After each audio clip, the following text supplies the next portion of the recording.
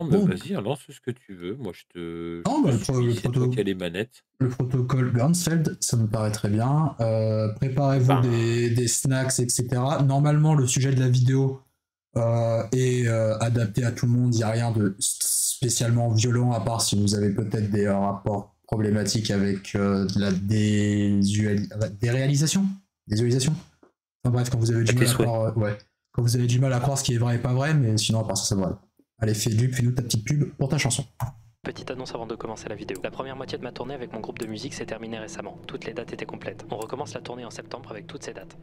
N'hésitez pas à me dire pour le son, parce que tout à l'heure j'ai bougé, parce que je m'amusais à mettre la musique vachement plus forte pour danser. Bikini à Toulouse. On en reparlera plus tard. Le lien des billetteries est dans la description. Encore ce Ça bikini à s'impactera par Toulouse, la hein. quantité de vidéos qu'il y a cette année. Et pour les prochaines dates annoncées, De suivez-nous sur personnes le qui compte se baignent à Instagram Toulouse, c'est Fermi-Label. phénoménal. Merci. Je suis drôle. Je dis ça à chaque vidéo, fait du. Je Non, vais vous moi, avouer c'est quelque Greg. chose.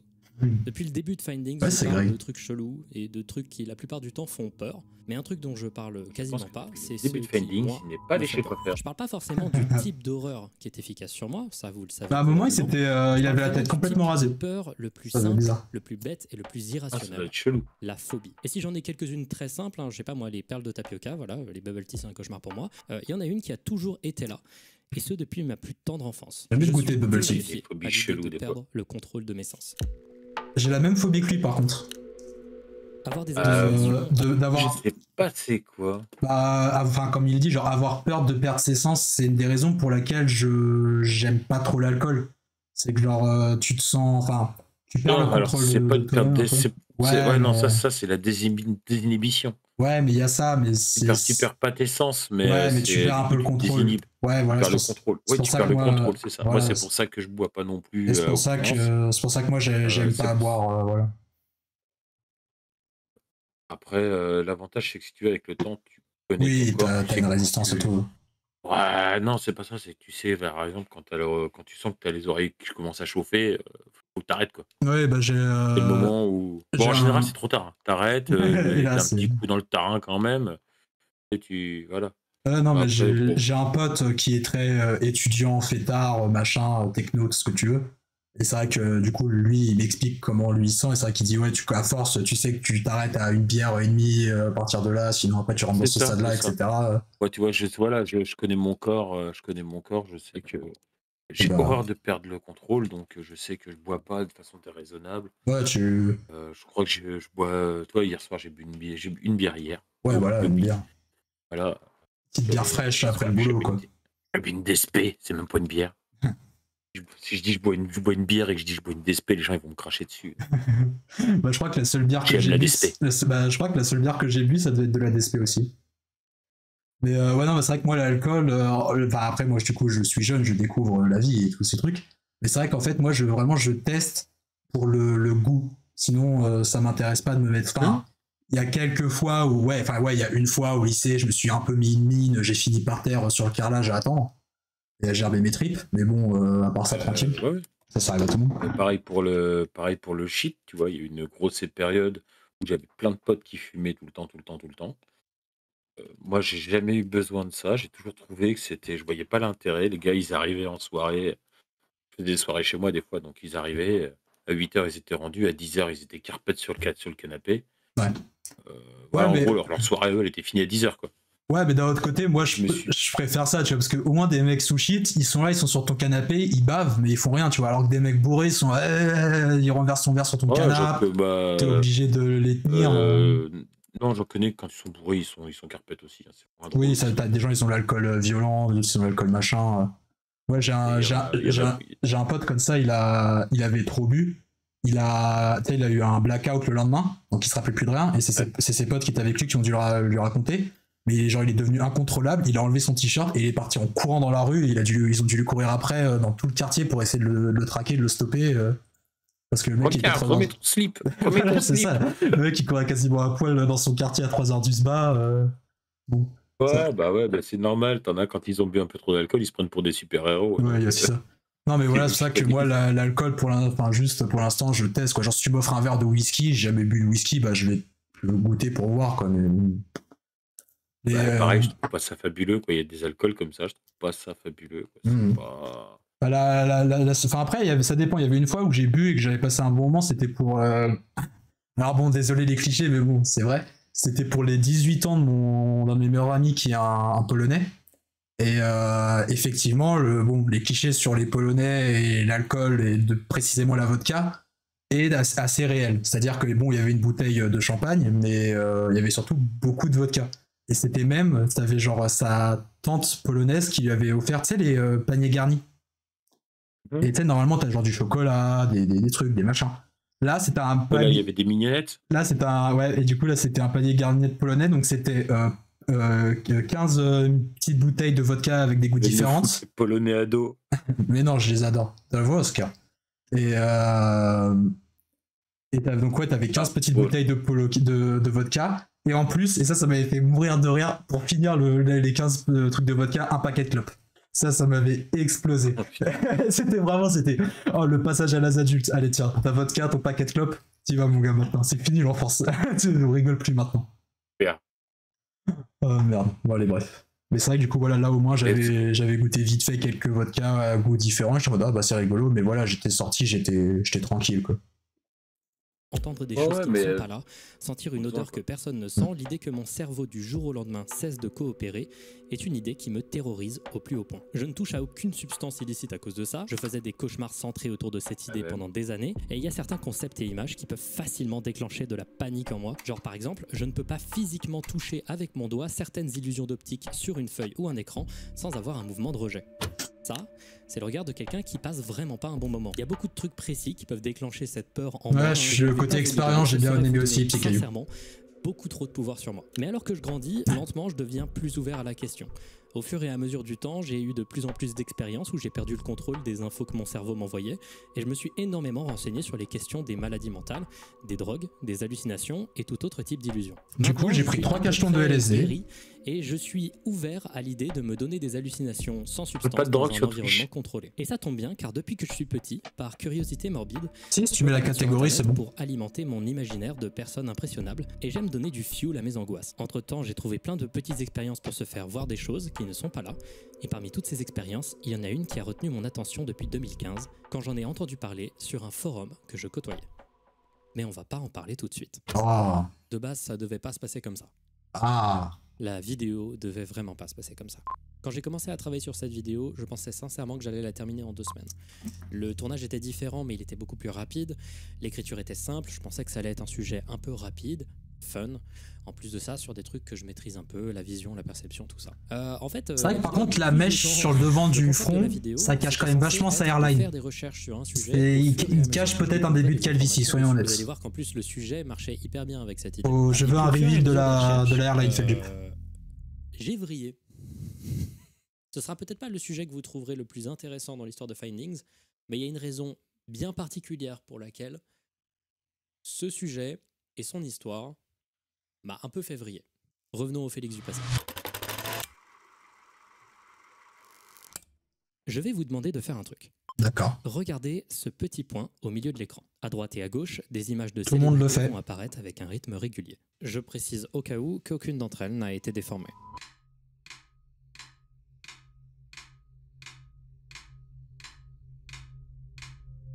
Ok, on est d'accord, c'est déroutant. Quand j'ai vu ce truc à l'époque, ça m'avait mis super mal à l'aise. Ça marche. C'est une illusion qui a été créée par Jason Tengen, Sean Murphy et Matthew Thompson dans le cadre de cette étude au nom interminable, comme à peu près toutes les études, hein, on va en voir pas mal dans cette vidéo. C'est un excellent moyen, cet exemple, d'expliquer un peu le truc avec la vision qui la rend si peu fiable la plupart du temps. Nous ne voyons pas vraiment le monde tel qu'il est. Ce qu'on voit en réalité, c'est une interprétation du monde faite par notre cerveau. Donc là, on va dire plein de trucs simples et chiants que vous savez probablement. Je vais essayer au maximum de le rendre sympathique, mais on va faire quelques petits rappels sur ce que c'est que la vision, parce que ça va nous être très utile pour la suite. Ça, c'est des ondes électromagnétiques. Oh putain, j'ai tout le temps là avec ces ondes.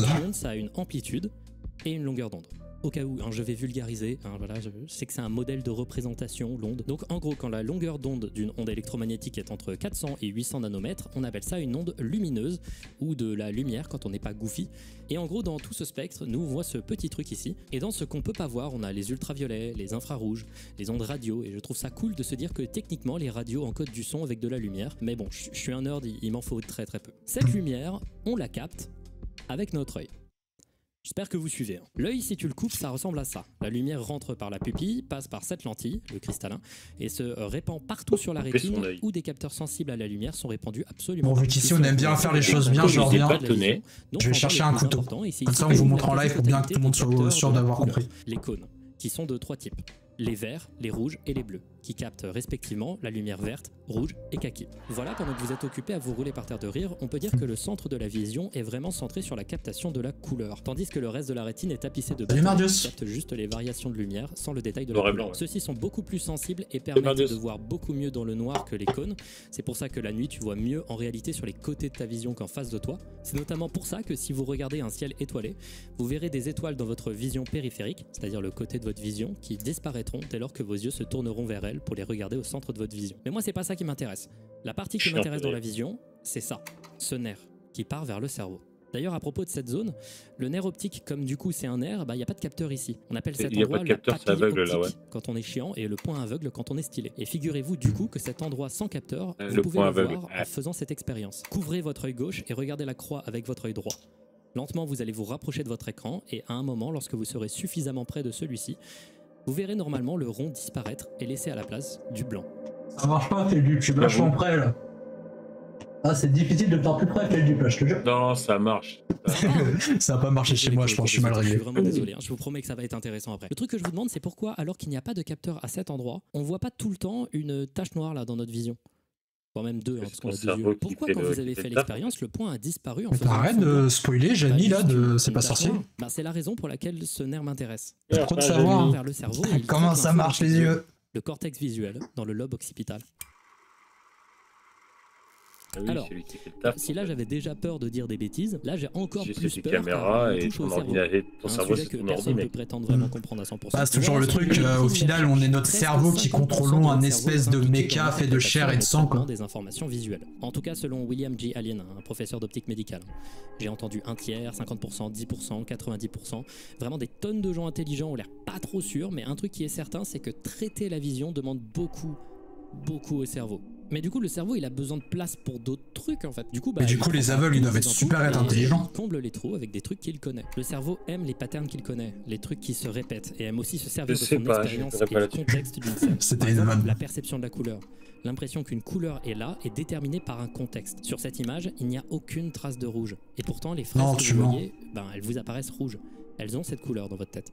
Vous vous en doutez, c'est à cause du filtre science sur l'image, hein, qui fait que techniquement il n'y a absolument aucune teinte rouge, mais votre cerveau sait que l'image a été altérée et interprète donc les couleurs malgré leur absence sur l'image. Le cerveau peut également, comme on l'a dit précédemment avec le point aveugle, combler les trous lorsqu'il n'a aucune info. Mais il peut aussi le faire dans le temps. Ça, c'est une des illusions qui m'a le plus cassé le cerveau dans ma vie. Je vous demande de regarder cette horloge. Ok, maintenant je vais vous l'enlever. Voilà ce qui va se passer quand je vais la remettre en face de vous. Vous allez regarder l'aiguille qui bouge. Vous allez sans bouger la tête, seulement vos yeux regarder autre part et retourner ensuite d'un coup d'œil vif sur l'aiguille. Normalement, vous allez, à chaque fois que vous re-regarderez l'horloge, avoir l'impression que l'aiguille restera un peu plus longtemps dans sa position initiale que tous les autres coups après.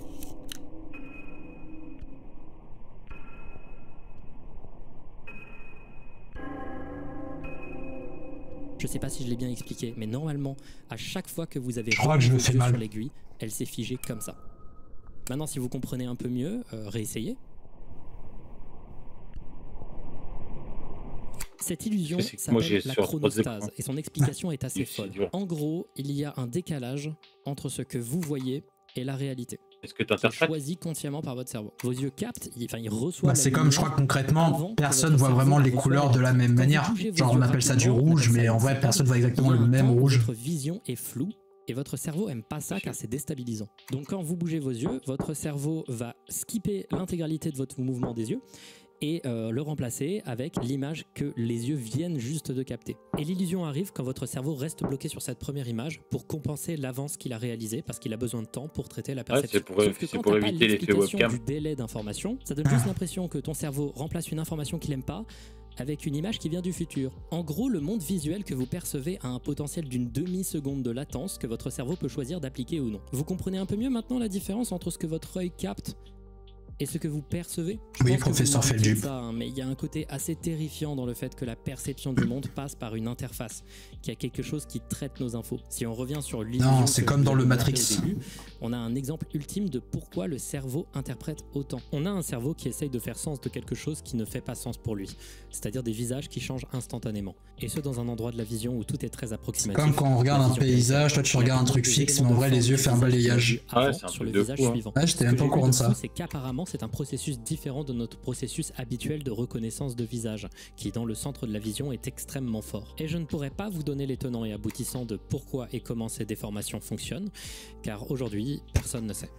Mais des théories sur le sujet disent que l'aspect affreux des visages est dû au fait que ce qui se passe est imprévu pour le cerveau et que par réflexe, t'abuses, Feldup, ils sont pas si moches que toi. on envoie un stimulus négatif. Le cerveau aime pas ce qui lui est pas familier, ce qu'il peut pas prédire. Vous voyez beaucoup plus souvent des trucs chelous dans le coin de l'œil quand vous êtes stressé. Vous voyez des trucs bizarres bouger quand vous êtes seul chez vous la nuit. Vous entendez des fantômes quand on vous a dit qu'une maison était hantée. Le cerveau en alerte. C'est ce qu'on disait la dernière fois sur les fantômes. Il y a une expérience que j'aime beaucoup qu'on peut tous faire pour le montrer. Je sais pas si ça montre clairement ça, mais j'en ai beaucoup entendu parler dans ma vie.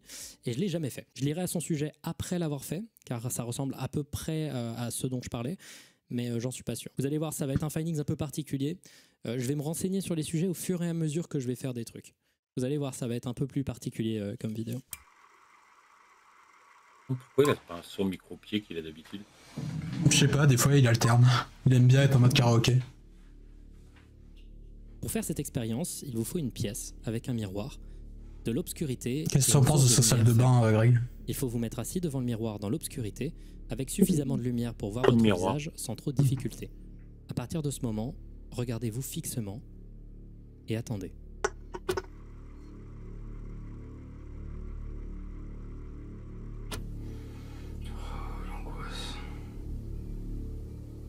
Gueule, mec. Dans les premières minutes seulement, vous devriez être capable de voir que quelque chose d'étrange se passe. Puis après 5 minutes, vous commencerez à voir votre visage se déformer. Les formes de votre visage vont s'accentuer. Vous verrez peut-être un de vos deux yeux plus clairs. C'est vrai que je l'ai déjà fait de me fixer dans le miroir, mais pas aussi longtemps que ça, mais c'est vrai qu'au bout d'un moment tu te reconnais. T'as l'impression de pas reconnaître ton visage en fait. Ça longtemps. Et plus vous attendrez, plus les déformations seront régulières et menaçantes. Jusqu'à ce que votre visage change complètement. J'ai fait cette expérience 3 fois. Tu ressembles à Nicolas Sarkozy. Putain, merde. Et là, tu cries. C'est violent. De manière assez impressionnante. Le problème, c'est que j'avais pris beaucoup trop de café et que j'avais du mal à garder mes yeux vraiment très statiques. Plein de moments où je voyais mon visage un peu si liquéfié, mais rien de particulier parce que j'arrive pas à garder ma vision stable, j'arrive pas à rester à rester les yeux ouverts suffisamment longtemps. Mes yeux partent directement un tout petit peu à côté. Également, ça ne devait probablement pas aider que quand j'ai regardé les rushs en accéléré, je bougeais très légèrement au cours du temps.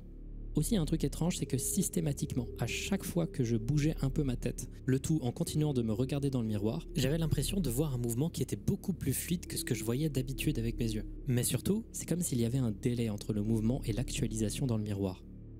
J'ai continué ma première session, jouant un peu avec la luminosité et la proximité de mon visage du miroir, puis je l'ai arrêté.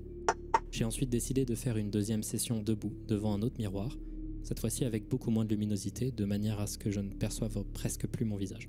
Là, on est vraiment dans le noir profond. Pourquoi j'essayais de faire ça? Ouais, marche bien, parce que là, on dirait vraiment qu'il fait bien éclairé quand même. On pouvait commencer à voir des hallucinations apparaître derrière nous.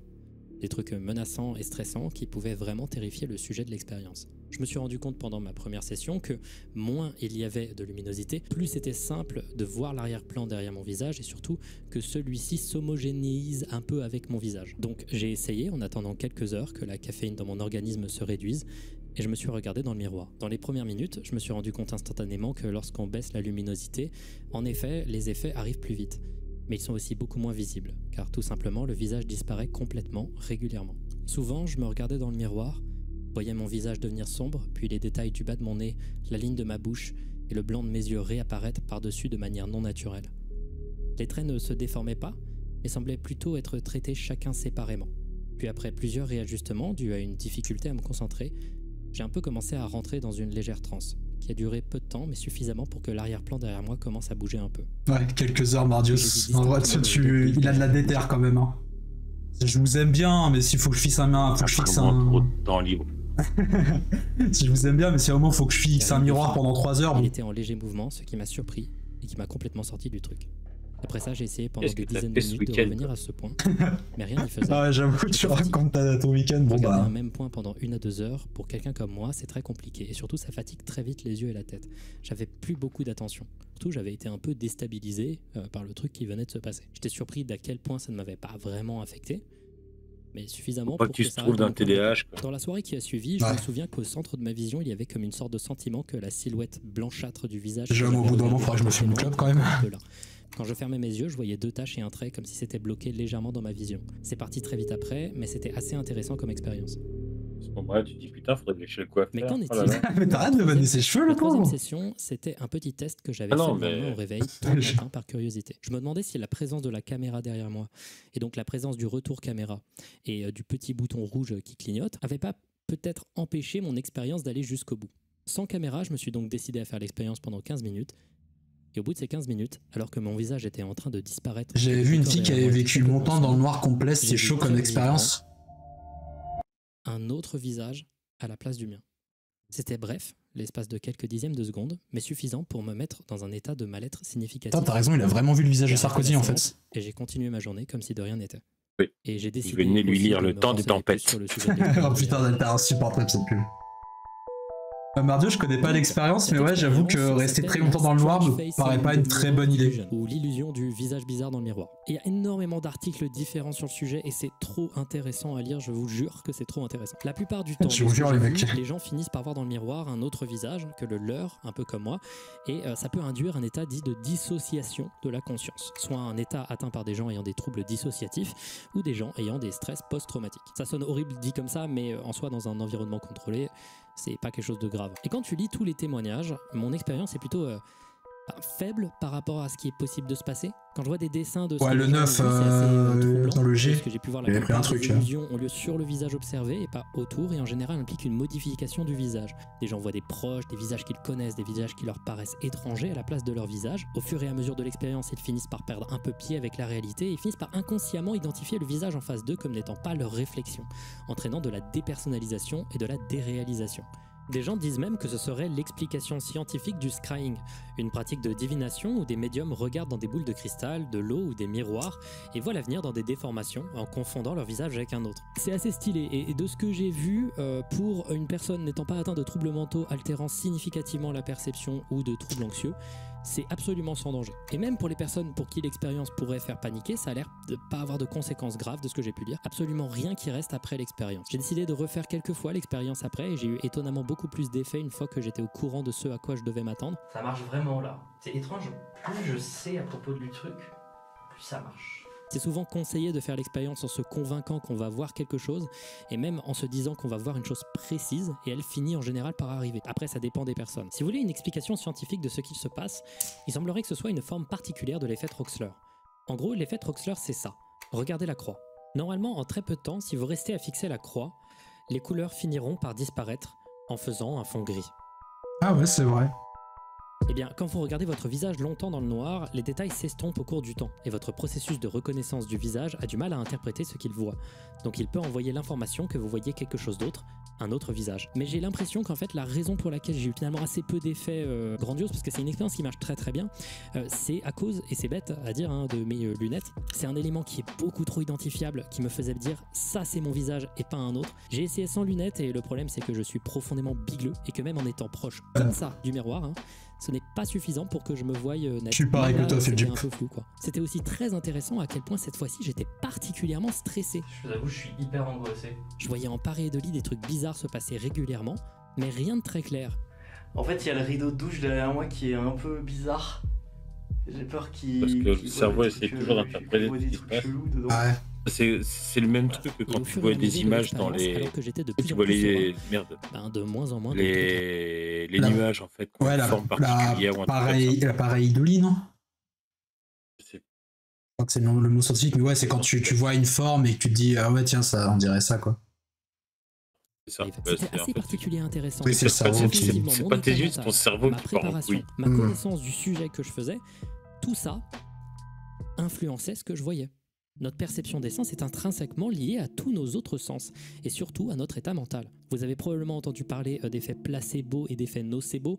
Je sais que l'utilisation du terme nocebo n'est pas toujours trop appréciée, mais on va l'utiliser par mesure de vulgarisation. L'effet placebo, c'est la capacité d'influencer positivement quelqu'un, que ce soit en le guérissant d'une maladie ou en atténuant des symptômes ou autre effet positif à travers un moyen qui n'a aucune efficacité prouvée. C'est un processus psychologique où la simple suggestion que quelque chose peut fonctionner est suffisante pour que cette chose fonctionne. Tout le monde est sujet au placebo. Certains sont plus sujets à ça que d'autres. Et pour vous dire, l'effet placebo, c'est prouver que ça marche même si tu sais que tu prends un placebo. Ouais, ça c'est ouf. C'est un truc de fou. L'effet nocebo, à l'inverse, c'est quand la suggestion ou l'impression que quelque chose... Je vais juste pause 2 secondes parce que c'était Mardius. Alors, tu sais, c'est lui qui a fait le montage. Tu as déjà regardé les vidéos d'Al236. Alors, il me semble que c'est Philippe qui fait le montage de toutes ces vidéos lui-même, à part celle-là, peut-être ça a été fait par quelqu'un d'autre, je suis pas au courant, mais normalement je crois que c'est Philippe qui fait à chaque fois le montage. Et ensuite, oui, les vidéos d'Al de 236 sont incroyables. Tu connais Greg? Absolument pas. Allez, encore un truc qu'il va falloir que je découvre. C'est horreur, mais disons que c'est un différent type d'horreur. Des fois, il va plus lui te parler d'univers ou de trucs. Et par exemple, je me souviens que j'avais maté une vidéo de lui, c'était sur une peinture, je crois, l'île aux morts ou quelque chose comme ça. En fait, c'était quelqu'un qui avait fait voilà, une peinture de ce qui représentait comme une sorte de la mort, sa vision, etc. Et en fait, de comment ça avait inspiré énormément de trucs et tout. Enfin, c'est compliqué à résumer comme ça parce que j'ai vu la vidéo il y a longtemps et qu'elle est très dense. Mais j'avoue que Feldup il te met dans l'ambiance, mais Alt il te met encore plus dans l'ambiance. Alt c'est vraiment c'est quelque chose et il te fait peur avec rien entre guillemets. Mais ouais, c'est vrai qu'Alt j'avais pas pensé, mais très bonne idée pour Greg. Mardios, je note ça de côté, merci. Va arriver, fait qu'un sujet va subir ses effets négatifs. Que ce soit des individus se plaignant de troubles et de maux de tête à cause d'antennes radio à côté de chez eux qui n'avaient même pas encore été construites, ou que ce soit des gens se plaignant d'effets secondaires de pastilles placebo remplaçant un vrai traitement, l'effet nocebo c'est puissant, et même si l'utilisation du terme est un poil ambigu et pas toujours appréciée, c'est assez fascinant de lire à quel point notre perception est liée au contexte de celle-ci. Et enfin, avant de terminer cette partie sur la vision, cette petite introduction qui a duré... beaucoup. Je suis persuadé d'avoir dit plein de bêtises, s'il vous plaît, pitié, corrigez-moi. Avant de terminer cette partie, pour moi, il est honnête. C'est pas comme le Raptor qui vous dit ah ta gueule, j'ai raison. Sur la perception que vous pouvez faire à la maison sont dangereuses. Enfin, un peu, en tout cas, enfin pas dangereux, mais en tout cas, ça peut avoir des conséquences. Vous allez voir. Est-ce que vous connaissez l'effet McCullough ? Alors, je vais pas trop expliquer le procédé, car je veux pas pourrir la vie de gens random que je ne connais pas, mais en gros, si vous regardez ces deux images en alternant une après l'autre pendant des durées pouvant aller à plusieurs minutes, si vous regardez des versions en noir et blanc après, vous verrez pour les lignes horizontales du vert au lieu du blanc, et pour les lignes verticales du rouge au lieu du blanc. C'est marrant, c'est l'inverse de ce qu'il y avait sur les images, voilà, c'est très simple et c'est marrant. Sauf que l'effet est permanent. Ah merde. En vrai, il dure plusieurs heures. Mais si vous faites pas attention et que vous faites une initiation à l'illusion beaucoup trop longue, vous pouvez garder l'effet pendant 3 mois. C'est vrai, c'est vraiment le cas. Et ça marchera pas que sur des images, ça marchera sur pas mal de rayures, des grilles. C'est une des rares illusions d'optique qui peut réellement casser votre cerveau pendant une longue période de temps d'un point de vue neurologique. Ça s'appelle une reprogrammation du cerveau. Qui permettent d'inverser l'effet et qui sont plutôt efficaces. Mais il y a beaucoup de gens qui se sont plaints d'avoir l'effet pendant une durée exagérée. Encore un truc que la CIA a inventé, ça. Un peu peur, quoi. Au bout d'un moment, tu finis par te demander si ça va pas rester toute ta vie, quoi. Il y a des gens qui ont vraiment pas aimé faire l'effet McCullough. Donc maintenant qu'on sait qu'on peut se faire halluciner avec des petites expériences à la maison sans la moindre substance, que certaines de ces expériences peuvent être un peu dangereuses et que en général, Dieu vous apprend à vous défoncer quand vous avez pas de thunes, ne dépend pas que de ce qu'on voit, mais de énormément d'autres choses. On va enfin pouvoir parler du sujet de la vidéo. Ah, après seulement 20 minutes, ça va. Comme je vous l'avais dit plus tôt, ma plus grande peur, c'est de perdre le contrôle de mon cerveau. Ou du moins des informations que m'envoie mon cerveau. Et depuis que je suis petit, je cherche des infos sur tous les sujets autour de ce concept. Et je me souviens qu'autour de 2015, je suis tombé sur un article qui parlait du protocole Ganzfeld. Alors, c'est là que vous allez voir pourquoi c'est un findings particulier. Je sais, à l'heure où je filme ça, pas beaucoup d'informations sur le protocole Ganzfeld. J'avais fait une petite vidéo sur le sujet en 2015, maintenant en privé, Mais depuis, j'ai un peu oublié des trucs. Je sais à peu près ce que c'est. Je sais à peu près ce que c'est censé donner.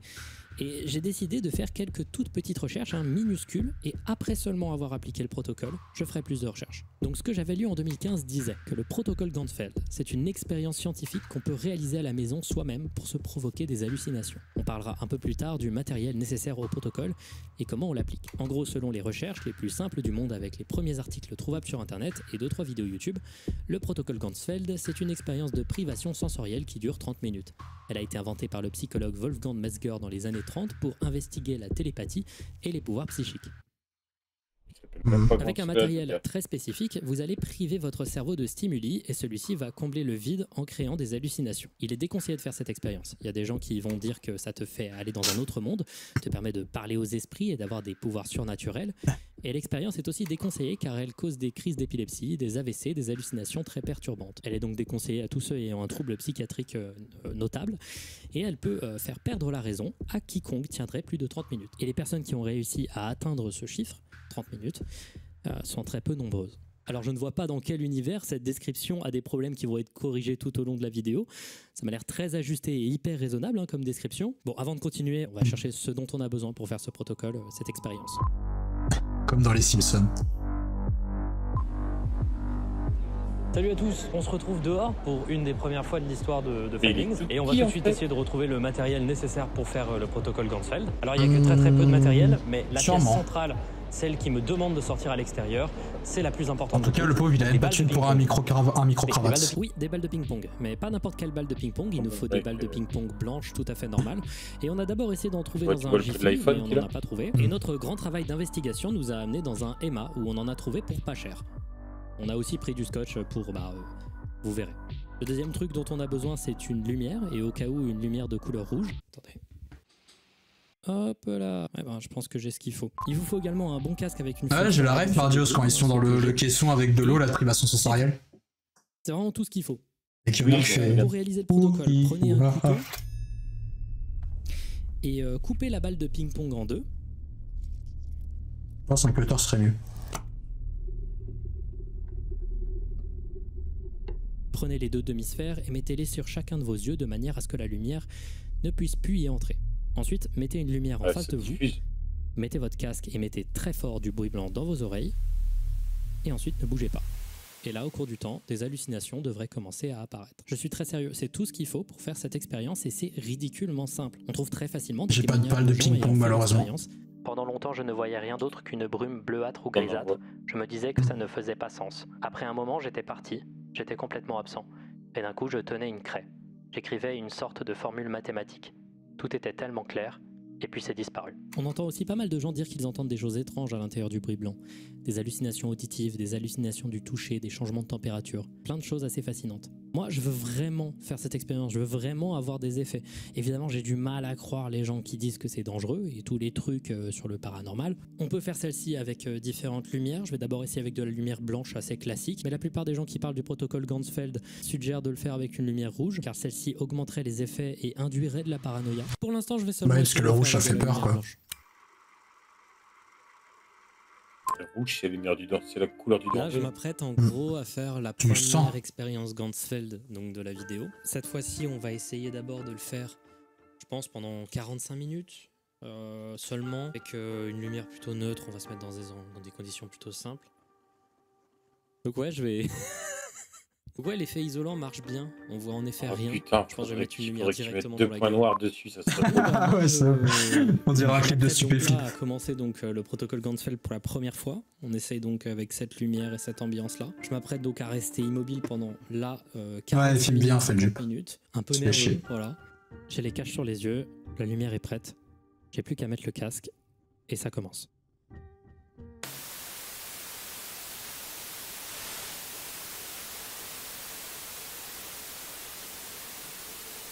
Moi, c'est le bruit blanc qui l'aurait. Ouais. C'est surprenant à quel point l'expérience est instantanément isolante. Le bruit blanc et l'homogénéisation de ta vision est très restrictive, et ce très vite. Ouais, mais tu rentres dans une espèce de méditation moitié endormissement, quoi. C'est que c'est pas ennuyeux. Par contre, j'ai pas capté s'il a les yeux ouverts ou fermés. Pas ouvert. Ouais, je pense. C'est assez particulier, le temps passe lentement et rapidement. Ouais, mais il y a des trous quand même là sur les côtés. Faudrait qu'ils mettent du scotch, j'en sais rien.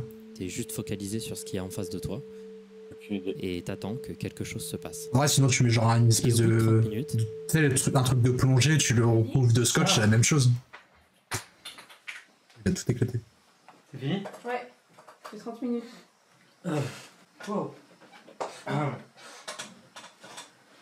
Moi, il a eu peur. Il s'est rien passé. Alors, pas tout à fait. Déjà, là, j'avais oublié que j'avais débranché mon micro avant de tourner pour ne pas l'entendre dans mon casque, donc j'ai l'air bien con. Et première chose intéressante à noter, c'est ça. Cette réaction de sursaut n'est pas arrivée par hasard. J'étais à fond dans le truc. Et j'étais persuadé que beaucoup moins de temps s'était passé que ce qu'il s'est vraiment passé. Bon bah si à un moment vous vous faites chier, que vous voulez faire passer le temps plus vite. Pas grand chose, soyons sincères. Mais il y a quelques effets qui étaient intéressants. D'abord, très tôt dans l'expérience, ma vision a commencé à très lentement clignoter, entre guillemets. Puis des sortes de vagues plus sombres ont commencé à se balader dans ma vision. D'un point de vue sonore, il a commencé à choper les 70 MHz. Pendant toute l'expérience, je voyais un grand V dans ma vision. Un 70 Hz. Dont je reparle dans une petite minute. Et enfin, dernière chose intéressante, à un moment, j'ai commencé à avoir une sorte de tache noire au centre de ma vision se former. Une tache qui semblait crépiter. Et après, réveil. Alors, il y a plusieurs choses qui n'allaient pas dans la manière dont j'ai fait cette expérience. Dans un premier temps, là, il y a des trous. Ah, je ne voyais d'accord. pas, sauf si je tournais mon œil comme un zinzin, mais c'est suffisant pour que ce soit capté par la vision périphérique. Et donc, mon champ de vision n'était pas tout à fait homogène. Ensuite, le V que je voyais dans ma vision, c'était pas une alu, c'était l'ombre de mon nez. En gros, j'avais mis 2 spots de lumière bleue dans la pièce pour créer une ambiance un peu plus jolie. D'abord, la lumière était pas spécialement belle, donc petit somme, mais aussi ça créait 2 sources de lumière qui créaient 2 ombres, qui se répercutaient à l'intérieur des balles, créant cet effet visuel. Donc j'ai fait plein d'erreurs et peut-être que le semi-échec de l'expérience est lié à ça. Ça me donne plus d'espoir pour une éventuelle deuxième expérience, car pour l'instant, je suis pas hyper convaincu. Ça restait intéressant. Voilà. Mais ça va être intéressant de le faire pendant plus longtemps. Prochaine mission, le faire pendant 1h30. Attends, il faut juste que je revienne en arrière. Ouais, la airline là, quand même, ça commence à être chaud là. Elle a bien reculé quand même. Ouais, bah je vais pas le critiquer, mec. Moi je peux encore, mais franchement, je vais pas me critiquer non plus parce que la calvitie est héréditaire. Mais ouais, non, ça va, j'ai encore quelques années. Lui, c'est un peu plus chaud. Pendant plus longtemps.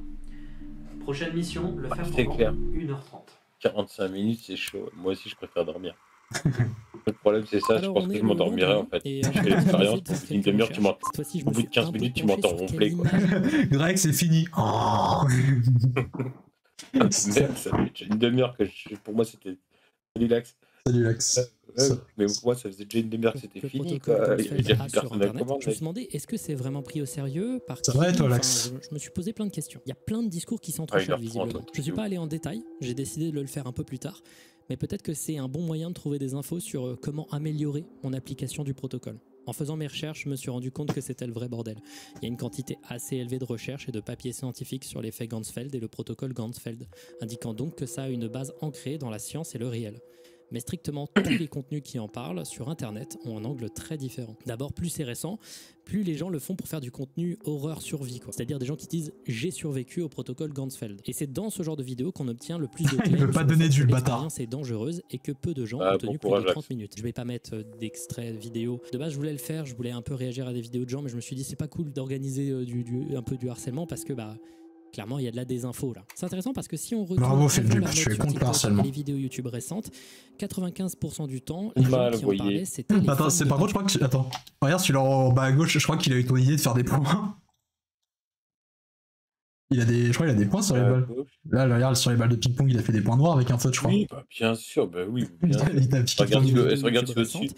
Ah ouais. Au-dessus, il a dessiné 95% des du yeux. temps, les gens qui en parlaient, c'était les fans de paranormal, de surnaturel et les adeptes de croyances New Age, qui voyaient une Denis méthode sur pour Crown atteindre Bunker. un autre monde, une autre dimension de réflexion psychique pour parler avec les morts, et donc rien de particulièrement dangereux. C'est même plutôt glorifié parfois comme une méthode relaxante de méditation, et d'un coup ça s'enlève du côté fantôme, enfin c'est plein de choses bizarres quoi. C'est plus récemment, visiblement, que les gens ont commencé à en faire un penchant horreur. T'as des films qui datent genre des années 2010 qui traitent le sujet d'une manière très sensationnelle et fausse, qui ont peut-être contribué à ce phénomène. Il y a un texte sur le protocole Ganzfeld qui se balade sur des sites de creepypasta depuis un moment. Dans tous les cas, peu importe ce qui est dit, tout le monde dit que leur explication est soutenue par des preuves scientifique. Genre, c'est une expérience scientifique dont les résultats sont incroyables, qui est un grand mystère. Oui, et c'est tout ce comme le qu'ils béton disent est magique. donc soutenu par ce fait. Par le fait que c'est une expérience scientifique. Ça pue un peu, on va pas se le cacher, hein, surtout quand je suis tombé sur une info. C'est apparemment pas vraiment centré sur les hallucinations pour certaines personnes. Et c'est même une grosse partie de personnes. Parce que pour certaines personnes, cette expérience est une expérience pour prouver la télépathie. Oh. Alors là, ça commence à devenir particulier parce qu'on entend tout et n'importe quoi. Et à ce moment-là, j'ai commencé à devenir confus. Plein de gens semblent dire que pour faire l'expérience, il faut avoir un envoyeur et un receveur, c'est-à-dire une personne qui regarde une image en se concentrant très fort et une personne faisant le protocole. Et apparemment, des études indiqueraient que statistiquement, le receveur devinait la bonne image d'une manière suffisamment systématique pour que ce soit indéniable d'un point de vue statistique. Alors moi, quand j'entends ça avec mes instincts et avec toute la bonne foi du monde, je trouve ça ahurissant. Ça saurait si la télépathie existait, quoi. Bon, du coup, j'ai décidé de faire des petites recherches sur le gars qui a créé le protocole, mais uniquement en surface. Je veux avoir la vérité. J'ai pas envie de décrire qu'en vrai c'est bidon et que du coup rien ne m'arrive pendant les expériences. Wolfgang Metzger, elle était un peu étouffée, mais on l'a compris. Et c'est un mec qui a l'air assez sérieux. Il est notamment une des grandes figures à l'origine d'un courant de pensée de la psychologie appelé la Gestalt ou psychologie de la forme. C'est en gros, de ce que j'ai compris. Voilà, c'est une manière subtile de dire que j'ai rien compris. Non, en vrai, j'ai un peu compris des trucs. C'est là que ma vidéo, j'ai commencé à la faire un peu relire à un psychologue qui vérifie que je dis pas non plus trop de bêtises. La théorie de la Gestalt, c'est un mouvement d'autres gens qui fassent ce genre de trucs. Ah, la Gestalt, en forme globale, plutôt qu'en succession de plus petites informations. Pour comprendre ce que ça veut dire concrètement, on utilise souvent des exemples de perception sensorielle et surtout de la vision. Le cerveau va toujours préférer interpréter des sommes d'informations en des formes globales beaucoup plus simples. Genre là, vous voyez en face de vous 32 points. Votre cerveau n'a pas interprété ça comme 32 points, mais comme 4 groupes de points. Pareil, ici, vous voyez plutôt 2 groupes de points, les points rouges et les points bleus. Ou ici, par exemple, vous avez une série de traits qui, pour vous, sont des formes géométriques. Votre cerveau structure vos sens dans des formes qu'il connaît et peut même générer de la perception par ce qu'on appelle de la réification. Genre là, vous voyez un triangle qui n'existe pas. Là, vous voyez un serpent alors qu'en réalité, il y a juste 3 courbes. Bref, vous comprenez, le cerveau structure essaye de regrouper les choses en des formes et on voit la forme globale avant de voir les éléments qui la composent. Et l'idée de toute cette théorie, c'est que ça s'étendrait au comportement humain psychologiquement et socialement. Apparemment, ce truc a grave été important et genre c'est une école de pensée hyper intéressante dans la psychologie. Mais il y a des dérives pas cool. Il y a notamment un truc qui s'appelle la Gestalt thérapie, une sorte de psychothérapie utilisant la Gestalt, qui, quand on va sur la page Wikipédia, il y a un gros bouton qui s'appelle critique et dérives sectaires. C'est jamais trop bon. Il y a plein de red flags quand je lis des machins, etc. Mais bon, j'ai pas fait un master de psycho. Il y a psychologues qui font des trucs comme ça, c'est normal. Moi, si tu veux, actuellement, ma femme, elle a un master de psycho. On passe des trucs, mais c'est des dingueries, quoi. Et c'est genre, il lui apprennent ou c'est genre, il parle de cas extrêmes pour leur montrer Non, moi, elle est en fac de psycho, donc du coup, elle est en master, là, elle a repris ses études, donc là, elle termine. Oui, sinon, oui, t'as des mecs qui font des offrandes à leur lilas. Ah oui, d'accord. Ah oui, non, mais il y a des gars, ils sont perchés, quoi. Et ils sont diplômés en psy. Ouais. C'est pour ça que n'hésitez pas, hein, si vous voyez un psy ou un psychiatre qui ne vous convient pas, n'hésitez pas à changer. Hein. Oui, c'est très important. On en reparlera peut-être plus tard. Oh, bah, ça va, Wolfgang Metzger, c'est un élève direct des fondateurs de ce mouvement. Il a beaucoup écrit à ce sujet, notamment des œuvres majeures de la psychologie, les lois de la vision. Freud, c'était escroc. Ma bétonnière. Tu veux faire une distraque à Freud en live, là? Ça vole, ça flotte. C'est pas le mec tu dont on peux, parle, qui a écrit ses bouquins. C'est un mec qui il continue à apprendre, en fait, les trucs avec... En fait, il continue à garder Nietzsche, Freud, qui pensaient qu'en fait l'hystérie c'était typiquement féminin, que c'était c'était que des trucs comme ça. C'est des mecs mais hallucinants en fait quand tu écoutes ce qu'ils racontaient. Mais en fait pour le moment c'est des trucs qui sont encore enseignés ça. Hein. Mais je sais, ouais, on te dit, voilà, le truc sur les meufs et l'hystérie, ça me dit un truc. J'ai vu un truc passer sur ça il y a pas longtemps et j'étais en mode. Alors, il y a une histoire qui raconte qu'apparemment le vibromasseur à l'origine avait été créé pour pour guérir l'hystérie chez les femmes. Ah, je crois que j'ai déjà dû l'entendre quelque part, ça me dit un truc, mais ça me choque toujours. Je sais pas si c'est réellement vrai, mais c'est un truc de ouf, quoi. Ouais, c'est Freud, ouais, l'hystérie, c'est autant pour moi. Donc, ah ouais, non, c'était des trucs de fou furieux, quoi. Il y en a qui ont fait des expériences de psy et des trucs de malades mentaux. J'en récupérerai, on en parlera, mais... Bah, t'as une de ces vidéos, c'est sur le sujet de la psychologie comme ça, mais c'est un psychologue qui en gros veut tester un truc sur l'attachement de l'enfant et de la mère et de comment c'est important qu'ils reçoivent de l'amour, etc. Et en gros, le mec, pour faire son expérience, il a torturé des centaines de bébés singes, quoi. Ouais. Pareil, il y a des enfants qui étaient à qui personne ne parlait, et à côté, tu as des enfants à qui on parlait normalement. Et du coup, ils se sont rendus compte que le gamin à qui on parlait pas, c'était effrayant, quoi. Enfin, allez, let's go, repartons dans la bonne humeur et la bonne ambiance. Et du coup, tu te retrouves avec des trucs comme Laws of Thing à côté de... Was passiert an der Tankstelle? Bref, Wolfgang Metzger a beaucoup aidé à faire avancer la Gestalt. Il a marché dans les traces de ses fondateurs et c'était aussi un Allemand dans les années 40. On en reparlera. Le truc, du coup, c'est qu'on a... C'était une expérience russe, ça, avec les gamins. Ouais, les Russes, que ce soit avec les enfants, les chiens, ils aiment bien les expériences. Utilisé par beaucoup de gens comme une preuve de l'existence de perception extrasensorielle, faite par un type qui ne s'est visiblement pas intéressé à ce sujet dans sa carrière. C'est bizarre. Mais ok, pourquoi pas. On fera le test de la télépathie plus tard dans la vidéo. Juste, d'abord, il faut que je refasse l'expérience seule. J'aime bien la Clio, doucement sur Nietzsche. C'est sur Nietzsche, ça? J'ai envie d'améliorer mon expérience et du coup, j'ai décidé de modifier 2-3 trucs. Pour cette deuxième expérience, on va enfin utiliser un peu de la lumière rouge, mais on va également le faire pendant beaucoup plus longtemps. Je sais pas trop, je vais essayer de le faire 1h30, mais si je m'emmerde vraiment et qu'il se passe rien, du coup, je le ferai pas comme ça. Je vais aussi essayer de mettre du scotch, je pense, sur le bord de ma vision pour être sûr que tout mon espace visuel soit homogène. Aussi, cette fois-ci, il n'y a qu'une seule source de lumière qui sera bien rouge. Et je vais aussi le faire allongé sur un canapé parce que je serai plus confortable. C'est pas que pour être à l'aise, c'est aussi parce que pendant la première expérience, j'avais mis une de mes jambes au-dessus de l'autre. Et du coup, au bout d'un moment, il y avait plus de sang dans ma jambe et du coup, j'avais des fourmis pendant la moitié de l'expérience et c'était un peu compliqué de se concentrer. Bon, je pense qu'on est bon. On va le faire pendant 1h30, soit 3 fois plus long que ce qui est conseillé sur Internet. J'avoue ne pas avoir trop peur, mais je suis vraiment curieux. Bon, moi, il s'est mis allongé, c'est quand même 10 mots. 3, 2, 1...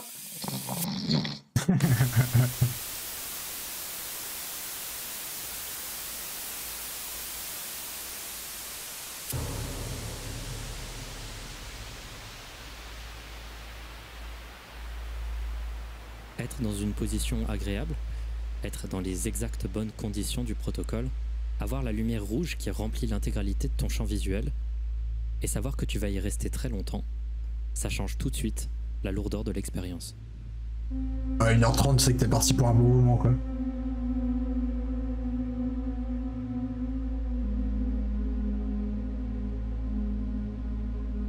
T'as le temps de te mater un film, hein. Petit film, pas un gros film. Et cette fois-ci, j'ai senti beaucoup plus rapidement des effets. Des effets qui étaient également assez différents.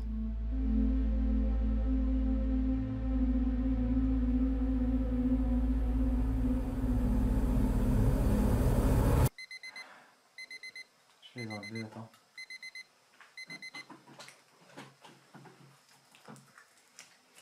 Tu as de jolis yeux, Félix. Ok. Là, je me suis apprêté à parler avec Becca, qui était cadreur ce jour-là, de ce que j'avais vu, et c'est très intéressant de voir notre discussion. Rebecca, elle, avait déjà fait beaucoup de recherches sur le sujet et savait beaucoup de choses que moi, je ne savais pas, notamment la question de ce que j'étais censé voir. La discussion, elle est intéressante, car avec le recul, on dirait que je cherche à comprendre ce que j'ai vu. Principalement, j'ai vu des formes, toujours en nuances de noir et rouge. Quand l'expérience a commencé, j'ai vu très vite des formes apparaître dans ma vision. Des formes qui ressemblaient à des zones assombrissant mon champ visuel, qui semblaient s'expandre pour se rejoindre en un point. Plus le temps avançait, plus celles-ci étaient visibles et nombreuses. Puis lentement, j'ai commencé à perdre un peu pied avec le temps. C'est vrai que ça va pas être simple d'essayer de rendre un rendu visuel de ce que t'as vu dans ta tête, quoi. Au montage. C'est là où Première a toute son importance. J'ai commencé à avoir des changements de couleur dans ma vision, changeant entre le rouge et l'Eigengrau, la couleur que l'on voit quand on ferme les yeux. J'avais régulièrement l'impression de voir des zones plus claires en face de ma vision. 2 cercles et un trait. À un moment, j'ai eu l'impression de voir une silhouette d'un visage. Comme si mon cerveau voulait voir un visage en face de moi, et parfois celui-ci commençait à peine à se dessiner. C'est quelque chose que j'attribue au fait que j'avais refait l'expérience du miroir plus tôt dans la journée par curiosité, mais surtout à partir d'un moment, j'ai senti que j'étais comme entre le sommeil et l'éveillé. Comme si je commençais à m'éloigner de ma perception. Il y avait des moments où j'avais l'impression que j'étais en train de tomber dans le sommeil, mais j'étais je suis resté conscient pendant tout le long. Il y a un moment en particulier où j'ai eu l'impression... Ouais, après, justement, l'intérêt qu'il fasse l'expérience là, c'est que l'expérience est dite comme ultra puissante pour ne demandant quasiment rien. Dans le canapé, un peu de la même manière. Alors que c'est vrai que trouver un caisson d'isolation, c'est déjà plus compliqué, quoi. La dernière chose étrange que j'ai pu ressentir, Autant c'est une pour impression moi, d'entendre un bruit très Mario, aigu au After milieu du Effects, alors. Puis enfin, l'impression d'entendre un bruit de trousseau de clés qu'on agiterait très loin. Engueulé par le Mais professionnel. ça pourrait juste être un artefact de la compression du signal audio. En bref, je n'ai rien vu d'exceptionnel. Mais l'expérience était assez fascinante et pour le coup, j'ai vraiment compris l'intérêt de pourquoi on voudrait pouvoir faire cette expérience. Mais sur le moment, et ça peut se voir, j'avais l'air, comment dire, Défoncé. pas satisfait. Ah, la télépathie. Ce qui peut faire exploser des crânes. Alors, après cette expérience, j'ai distance. eu plusieurs envies en même temps. J'ai eu d'abord envie de faire l'expérience pour essayer l'hypothèse de la télépathie, mais j'ai eu aussi envie de refaire l'expérience plusieurs fois seul. J'ai d'abord essayé entre 5 et 6 heures du matin, un peu à l'improviste, pour voir si la fatigue me ferait voir plus de choses, et malgré des étranges sensations de chaud et de froid dans mon corps, et les habituelles formes dans la vision, ainsi que quelques moments de semi-éveillé, semi-sommeil où je gardais tellement les yeux ouverts longtemps que des larmes sortaient d'un de mes yeux, malgré tout ça, toujours pas les hallucinations fortes, incroyables qu'on m'avait promis. Moi et un de mes amis étions dans une grotte. On faisait un feu. Un ruisseau coulait sous nos pieds et on était sur une pierre. Elle était tombée dans le ruisseau et devait attendre que ses affaires sèchent. Puis elle m'a dit « Hey, vas-y, on doit y aller maintenant. » Des gens qui voient des scènes extrêmement complexes avec des gens, etc., des gens qui leur parlent, qui leur disent des trucs, je ne voyais pas ça. Un paysage urbain comme une avenue vide après la pluie, de larges zones couvertes d'eau, et l'horizon de la ville se reflétait dans la surface de l'eau comme dans un miroir. Bref, là, ça fait quelques jours que je suis un peu refroidi. J'ai commencé à lire encore un peu et lentement, j'ai commencé à voir les bribes d'un narratif se dessiner. Un narratif que je vous révélerai plus tard dans la vidéo.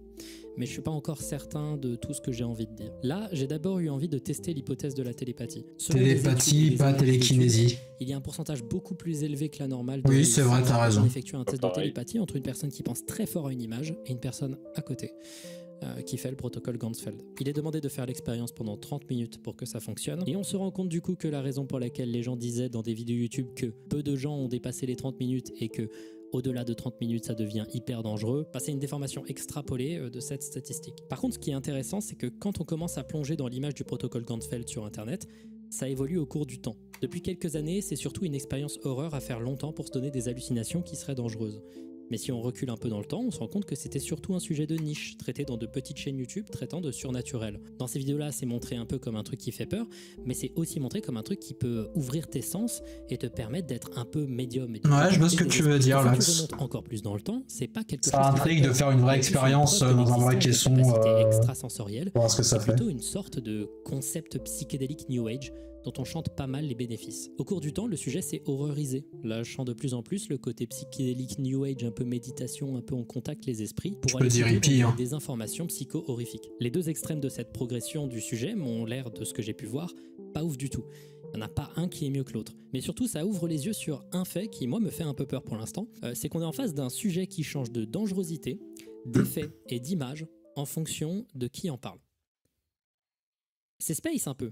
Et le point commun chez chacun d'entre eux, c'est qu'ils disent tous que c'est prouvé par la science. On va quand même essayer l'expérience de télépathie parce que je suis assez curieux de voir si ça fonctionne, surtout que visiblement il y a vraiment des études sur le sujet. Donc allez, partons avec un esprit ouvert. TikTok c'est vraiment un autre monde. Donc, en vrai ça va, je trouve TikTok c'est pas non plus mal incarné, mais c'est vrai que niveau des informations c'est pire que YouTube ou Twitter ou ce que tu veux. Elle va regarder une image pendant 35 minutes, on fait 5 minutes de plus pour être sûr que ça fonctionne. Elle va se concentrer très fort pour me l'envoyer, quoi que ça veuille dire. Et moi de mon côté... Ah ouais, je vois de quoi tu parles, Lax. On en parlait tout à l'heure avec Mario sur l'épisode des Simpsons. Il y a ça. Je vais garder l'image secrète pour que vous puissiez découvrir avec moi. C'est à peu près tout. Évidemment, je n'ai aucune idée de quelle image va être choisie, et lorsque le timer sera fini, Cynthia viendra me voir, je lui dirai ce que je pense que l'image est, je lui ferai une description de celle-ci. Ensuite, sans qu'elle me réponde si c'est vrai ou non, elle va me montrer 4 images, et à ce moment-là, je vais devoir choisir laquelle des 4 correspond le plus à ce que j'ai vu. L'idée, c'est de voir si, à partir de rien, je peux reconnaître l'image, et voir ensuite si, à partir d'une sélection d'images restreinte, je peux deviner l'image. Je maintiens que quand je fais cette expérience, je suis de bonne foi. J'ai vraiment envie que ça marche, je suis pas dans un mauvais esprit, et en plus de ça, j'ai pu lire plusieurs fois sur internet que cette expérience marchait surprenamment bien. Donc c'est dans ces circonstances-là que je mets mes balles de ping-pong, et ainsi, l'expérience commence. Pendant cette expérience, je suis resté particulièrement serein. Cynthia, de son côté, devait... Attends, Greg, ça se trouve, on va être surpris, ça va être la preuve dans ses moindres détails. qu'il y a quelque chose d'autre. Juste faire ça, c'est long, et surtout, c'est un peu ennuyeux. Je m'étais également... Ouais, par contre, j'avoue, c'est une bonne pote, la meuf, hein. Parce que moi, t'as mon pote qui me dit, tu peux fixer une image pendant 35 minutes, je fais ouais. Puis au bout de 2 minutes, je passe sur TikTok, quoi. Comme s'il y avait un cercle au centre de ma vision. Vous devez certainement vous dire que ma diction est un peu bizarre et c'est complètement normal. Parler avec un énorme bruit blanc qui perce tes oreilles, c'est très distrayant, surtout quand tu peux pas t'entendre. Du coup, comme essayer de parler avec Greg. J'ai abandonné l'idée de décrire ce qui se passait et je me suis laissé prendre dans l'expérience.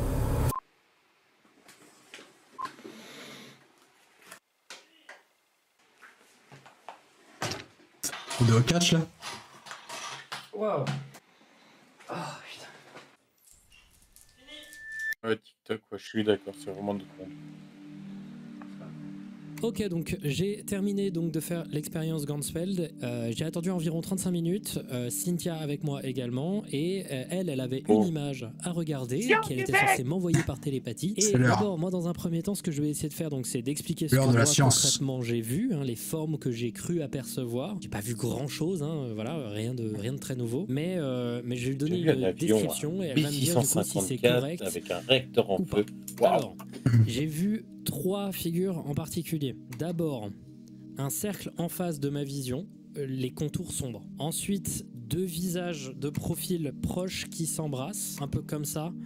Non. Un peu en miroir. C'est un peu excité, fait du visage un peu de cet angle-là.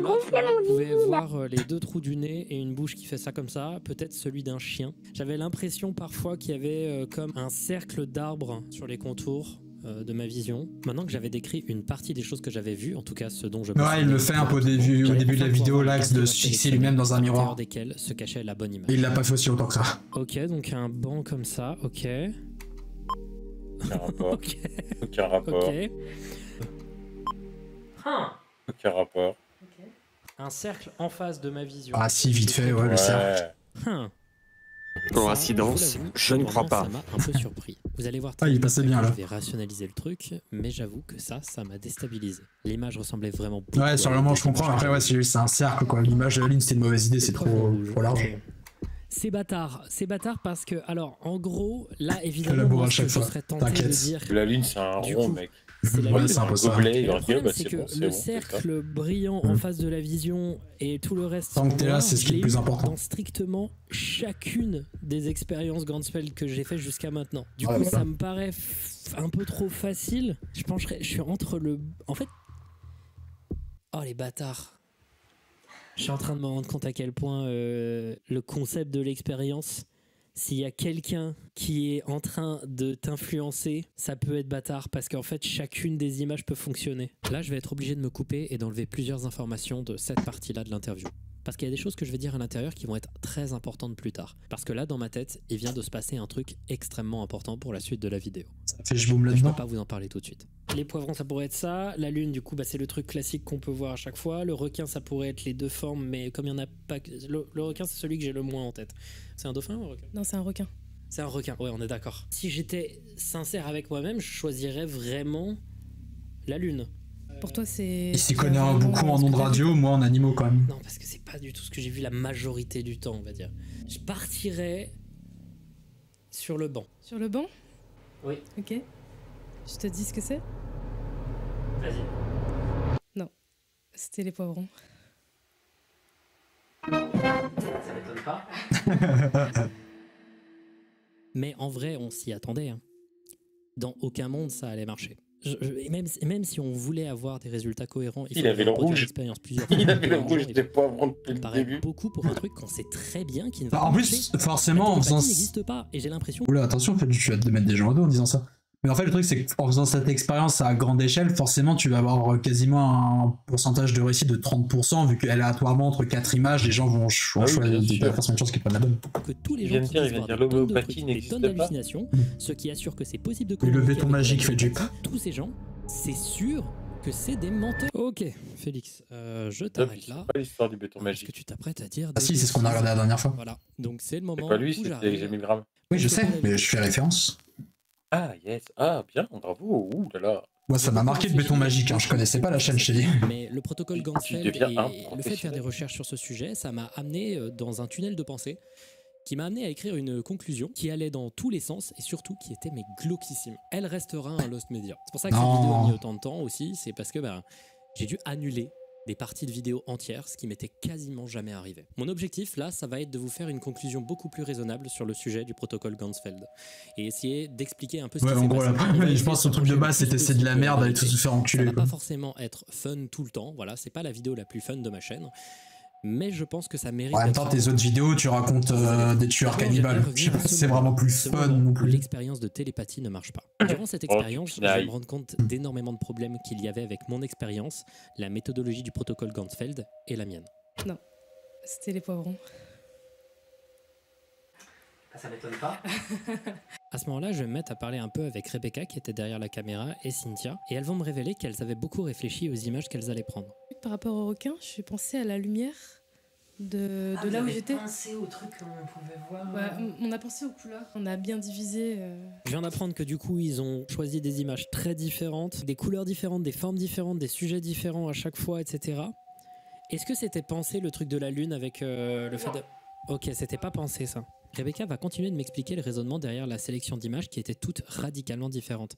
Elle voulait éviter au maximum que je puisse m'auto-convaincre qu'une image ressemblait à une autre et que donc j'ai l'impression que l'expérience avait quand même un peu marché. Malgré ça, ça a quand même raté. Les trucs que j'avais vus étaient tellement vagues que tout pouvait correspondre. En fait, en soi, faire l'expérience seule, faire qu'une seule fois, ça sert à rien parce qu'il faut la reproduire plusieurs fois pour avoir des vrais résultats. Mais en fait, ce que ça m'a appris concrètement, c'est que cette expérience c'est un peu de la merde en fait. Si tu m'avais orienté, merci, Captain j'aurais pas remarqué. J'aurais vraiment, genre chacune des images pouvait fonctionner avec ce que j'ai vu. Parce que c'est trop vague. C'est de la merde un peu. J'avais l'impression qu'on pouvait interpréter des trucs vagues et associer des images très facilement par effet Barnum et par pareidolie. L'effet Barnum, pour ceux qui ne savent pas, c'est quand on trouve une validation personnelle dans une description très vague, nous donnant l'impression de s'y retrouver. C'est comme ça que marchent les horoscopes et plusieurs techniques de manipulation. À ce moment-là, j'ai commencé à un peu m'emporter. Et les voyants. J'ai un peu divagué. J'étais très énervé quand je suis sorti de l'expérience. J'avais l'impression qu'il y avait un gros foutage de gueule, que l'information n'était pas si accessible que ça, et que lentement elle se déformait avec le temps. J'ai commencé à faire beaucoup de recherches, refaire et refaire encore le protocole en espérant voir des trucs, et j'ai commencé à me dire... qu'il y avait peut-être un mensonge quelque part. Est-ce que j'avais raison? Merde, j'ai pas de Est-ce que le super protocole Ganzfeld c'est de la merde? Vous allez voir. Il y a surtout beaucoup plus de questions qu'on doit se poser que juste ces deux-là. Laissez-moi vous raconter toute l'histoire de comment je pense qu'une information s'est tordue pendant presque 100 ans. Et au passage, vous allez peut-être comprendre pourquoi j'ai complètement vrillé. Et pour vous raconter cette histoire, il faut donc revenir au tout début. Voici ce que je pense être la vérité sur le protocole Ganzfeld. Wolfgang Metzger est né à Heidelberg en 1899. Il passera son baccalauréat en 1917 avant d'être recruté dans l'armée pour la Première Guerre mondiale. À 19 ans, il combat dans l'armée allemande et perd son œil gauche pendant la bataille contre la France à Champagne en 1918. En entrant dans ses études en 1920, il va se rendre compte d'un truc qui va le fasciner. Dans ses cours de sciences, on lui avait dit que la perception de la profondeur, donc la perception en 3D, était liée au fait qu'on avait deux yeux. Et même si c'est vrai, c'est pas entièrement vrai. Pourquoi? Parce que lui, il a perdu un œil pendant la guerre, et qui voit encore en 3D. Quand il va s'en rendre compte, il va commencer à s'intéresser à la question de la perception visuelle. Ouais, je vois ce que tu veux dire, là. Je crois qu'il en reparle après dans la vidéo. S'étendre à la vision en général. Il va commencer ses études et les finir à Berlin en 1926 en faisant une thèse. Levez la main parce qu'on fermait un œil pour voir s'il voyait en 3D avec un seul. Pour devenir assistant à l'université de psychologie de Berlin. Et à l'époque, à Berlin, il y a 3 personnes qui enseignent. Ces 3 gars, c'est Wolfgang Köhler, Kurt Kofka et Max Wertheimer. Et de leur côté, ça fait 20 ou 30 ans qu'ils essayent de créer une nouvelle théorie au niveau de la psychologie de la forme ou la Gestalt. Et Metzger fera partie de l'une de leurs premières générations d'élèves, et là il s'apprêtait à devenir leur assistant. Donc c'est là concrètement qu'il va apprendre un peu tous les préceptes de psychologie qui vont le fasciner. Pendant son temps comme assistant, Metzger va se poser des questions sur la vision, et notamment la vision monoculaire, puis en 1929 il va se poser une question. Bon là ça redevient un peu technique, mais en gros, dans la pensée de la philosophie Gestalt, le cerveau donc crée la perception. Il prend les stimulus, il les interprète, et il fait un truc qui n'est pas la somme de ces stimuli. J'espère que je suis compréhensible. Donc le cerveau, il a une fonction qui structure les sens. Il structure et il fait des choix. Et du coup, comme c'est une machine qui structure, qu'est-ce qui se passe si tu lui donnes un truc qui n'a aucune structure? Est-ce qu'il va la créer lui-même? Est-ce que c'est un bon moyen de prouver que le cerveau structure les infos? Il s'est également posé cette question car les psychologues de l'époque étaient déjà au courant que des gens restant dans le noir complet très longtemps se mettaient à avoir des hallucinations complexes à base de formes géométriques lumineuses, ce qu'on appelle le prisoner cinéma. Ils étaient également au courant à l'époque que des explorateurs en Arctique finissaient, à force de voir de la neige uniforme en permanence, à avoir de la même manière des hallucinations importantes. L'idée c'est pas de s'intéresser à la privation sensorielle, il veut une stimulation sensorielle complètement homogène, qui n'a pas la moindre structure. Il faudrait donc recouvrir le champ entier de la vision. Et en allemand, champ entier, ça se prononce Ganzfeld. Ainsi, il va créer la première expérience Ganzfeld. Il va prendre une surface carrée de 4 par 4 mètres et placer un observateur à 1,25 mètres de cette surface. Et enfin, il va l'éclairer avec un éclairage neutre. Et les gens qui feront cette expérience remarqueront des petites choses sympas, des petites pseudo-hallucinations, les trucs dont j'avais parlé. Où sont les fantômes? Où sont les télépathes? Où sont les balles de ping-pong? Où est le bruit blanc? Où est la lumière rouge? Bonne question. Pas encore là. Et ça, c'est un des premiers trucs qui m'a fait vriller. Il y a beaucoup d'endroits sur Internet où j'ai pu voir l'information que Wolfgang Metzger, en 1929, s'était intéressé à la télépathie et qu'il avait fait cette expérience. Et pas du tout. Le protocole Ganzfeld, c'est une petite virgule dans son taf. Et aussi, jamais il n'a été intéressé par la télépathie. Tout ça, pour lui, c'était de la psychologie de la Gestalt. Tout ça, ça m'a fait vraiment péter un câble, pour une raison simple. Ces informations-là sont pas difficiles à trouver. La page Wikipédia sur le protocole Ganzfeld est plutôt bien faite, et franchement, il y a la quasi-totalité des informations nécessaires. Il y a des trucs plus techniques qui arriveront plus tard, mais c'est une excellente vulgarisation du sujet. Pourquoi l'information est autant déformée dès lors qu'elle arrive sur YouTube ou sur TikTok? Parce que alors je vais continuer la chronologie, on va arriver doucement au moment de la vidéo que j'aime le moins, et que je vais pas trop détailler, mais je vais faire de mon mieux. Qu'est-ce qu'a fait Wolfgang Metzger après? Eh ben, on est en Allemagne et c'est le début des années 30 et vous voyez déjà où ça va aller. Pour éviter des problèmes avec YouTube, je vais pas utiliser les termes, mais bon, en 1933, il y a un gouvernement vraiment pas cool qui va arriver à la tête de l'Allemagne. Parmi les trois inventeurs de la Gestalt, il y a gouvernement de gauche et Kafka socialiste. Donc Wertheimer va s'échapper de l'Allemagne pour aller en Amérique, et Kafka qui y était déjà depuis 1927, bah il y est resté. Köhler et Metzger y vont rester, et Köhler va devenir un critique vocal du gouvernement. Il va faire des articles critiquant l'idéologie, puis refuser de faire des saluts avant chacun de ses cours, mais il finira par quitter le pays en 1935, à la fois à cause de pression du gouvernement et parce qu'il en pouvait juste plus. Metzger, lui, il va rester, et en 1937, bah, il va rejoindre le parti. Ouais. Bon, aujourd'hui, la question de est-ce que Metzger était d'accord avec ce parti, bah, elle est compliquée, cette question. À la fois, il serait resté car c'était difficile de quitter l'Allemagne aussi tard sans avoir de problème, qu'il ne voulait pas empêcher la psychologie de disparaître en Allemagne et que sa femme était enceinte, et il aurait également réussi avec des techniques à citer des auteurs et scientifiques juifs dans ses œuvres, et ce malgré la censure qui était présente à l'époque. Mais à côté de ça, il s'est engueulé très fort avec Köhler par lettre interposée pour trahison et ne pas avoir cité des scientifiques juifs dans une revue en juin 1937, et ils ne se sont pas parlé jusqu'à la fin de la guerre à cause de ça. Il a fait des articles scientifiques ouvertement politiques pour allier Gestalt et idéologie. Voilà. Et il a également radié cette partie de sa vie dans son autobiographie en 1972. Et tout ça, il le faisait alors que Kafka et Wertheimer étaient en train de mourir de maladies en Amérique, notamment à cause de la pauvreté et le fait d'avoir été forcé de partir. Ouais, c'est vraiment pas beau à voir comme partie de l'histoire. Metzger a visiblement, selon la plupart des sources, par carriérisme, participé à des idéologies horribles de manière semi-active. C'est sale et c'est pas à oublier. Et donc, est-ce que Metzger va reparler du protocole Ganzfeld dans sa vie, même après la guerre, etc. Bah pas vraiment en fait. En 1949, il va fonder un institut de psychologie à Münster et il va rester à la tête de cet établissement jusqu'à sa mort. Pas de télépathie, pas de perception extrasensorielle, rien de tout ça. Et alors du coup, qu'est-ce qui s'est passé après? Qu'est-ce qui s'est passé après pour qu'on en arrive à l'état où on est aujourd'hui? D'abord, au cours du temps, les travaux de Metzger ils vont être passés de main en main et son modèle de protocole va être amélioré. D'abord, on a en 1952 Gibson et Dibble qui créent un autre format de l'expérience avec cette fois-ci une demi-sphère éclairée en face de l'observateur pour avoir l'intégralité du champ visuel. Et une année avant, on a un chercheur en psychologie, Julian Horberg, qui a créé la technique DIY connue aujourd'hui avec les balles de ping-pong. À partir de ce moment-là, il va pas se passer grand-chose jusqu'à ce qu'on arrive dans les années 60. Et dans les années 60, la mode dans la psychologie et dans les études, c'est le sommeil et les rêves. il y a des études qui commencent pour la première fois à utiliser l'effet Ganzfeld pour parler d'autre chose. Ils vont l'utiliser pour voir l'impact que peut avoir la vision d'imagerie forte et forte en émotion sur les rêves et le sommeil. Et dans ces études, ils vont trouver qu'il y avait une corrélation entre l'imagerie forte vue avant le sommeil et les rêves qui venaient après. Sauf qu'en vrai, l'étude, elle a un défaut, c'est qu'elle parle pas vraiment d'état de sommeil, elle parle plutôt d'état hypnagogique. Et elle fait le lien entre l'état dans lequel tu te trouves quand tu fais l'effet Ganzfeld et un état proche du sommeil. Et de ce que j'ai compris, c'est très sujet à débat. Ces recherches, elles vont tomber dans les mains d'un mec qui s'appelle Charles Start en 1964. Et ce mec, c'est un psychologue et un parapsychologue. C'est les psychologues qui parlent des effets paranormaux. Des médiums et des trucs comme ça. D'accord. Ça s'appelle un Ghostbuster. J'en suis pas hyper fan. Et ce Charles Start, Oh, il la va inclure gueule, les pardon. résultats positifs de l'expérience de 1964 sur les rêves et les mettre à l'intérieur de son livre Sorti Altered tout seul. State of Consciousness. J'ai pas lu le livre, mais de ce que j'ai pu lire, il a beaucoup de défauts. Si c'est pas le travail le plus controversé de Charles Start, celui-ci est approximatif, ne sait pas donner de définition aux états modifiés de la conscience, c'est-à-dire son sujet, et est plus du niveau de la curiosité que du livre scientifiquement solide. Mais le problème, c'est que le bouquin, il va beaucoup fonctionner et qu'il va parler à des tonnes de gens et à beaucoup de parapsychologues qui vont tous entendre parler du protocole Ganzfeld. Notamment un qui s'appelle Charles Honorton. Non, il y a un combat. Alors, dans la première version de cette vidéo que j'avais réalisée, j'avais fait une partie longue à en crever sur cette partie de l'histoire. Je vais essayer de raccourcir un peu parce que c'était chiant.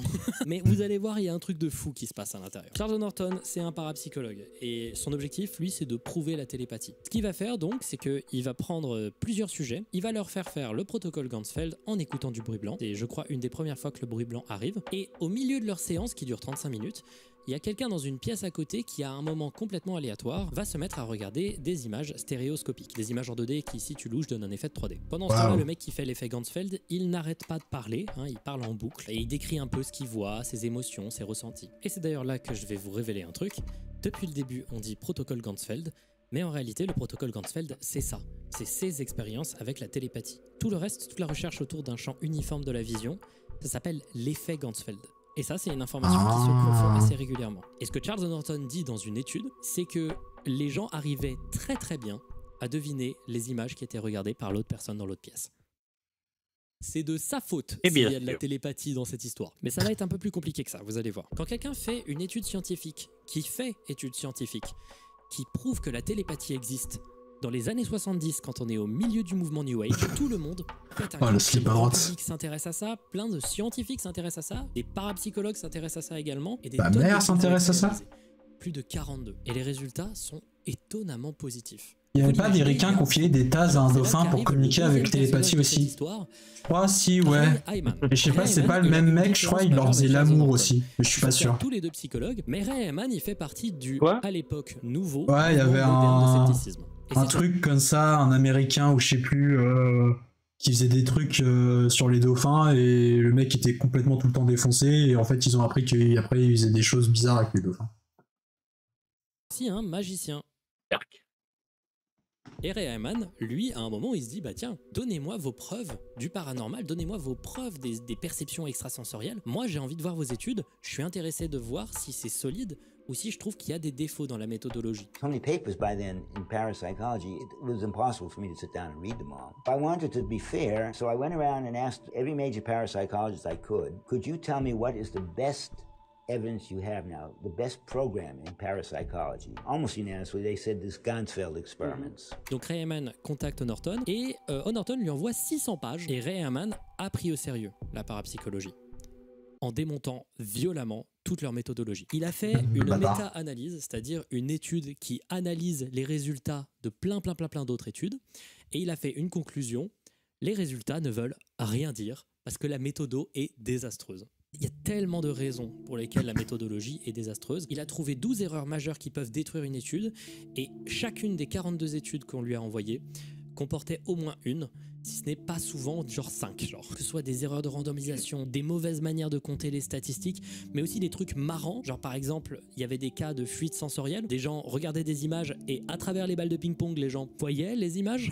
Parfois on leur disait laquelle de ces images on t'a envoyé par télépathie, et genre l'image qu'il devait voir, il y avait des traces de doigts dessus. Il y a aussi des trucs un peu plus graves qui se seraient passés. Suzanne Blackmore, à l'époque parapsychologue et maintenant sceptique, avait notamment vu le parapsychologue saccagé au niveau du coiffeur. truquer ses protocoles Ganzfeld et manipuler les résultats de ses expériences. C'est pas la seule fois qu'il a été critiqué pour ça d'ailleurs. Il y avait plein de trucs qui allaient pas et c'était assez embarrassant. O'Norton, il va pas aimer cette réponse, il va faire sa propre réponse, une autre méta-analyse, cette fois-ci basée sur 28 études. Et tu me surprends, celle du de O'Norton, en effet, il y a des problèmes avec la méthode, mais ça ne change pas la validité de nos résultats. Si les études et la méta-analyse de O'Norton a été violemment critiquée, celle de Ray Hyman aussi.